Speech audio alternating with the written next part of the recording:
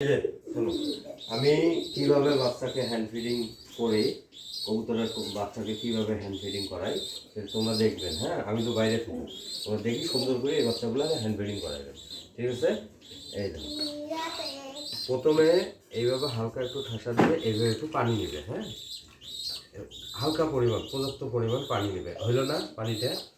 পানিটা হয় এখানে একটা ডাবরি বুট আছে। হ্যাঁ, ডাবরি বুটটা এইভাবে দিবে, হয়ে গেল না?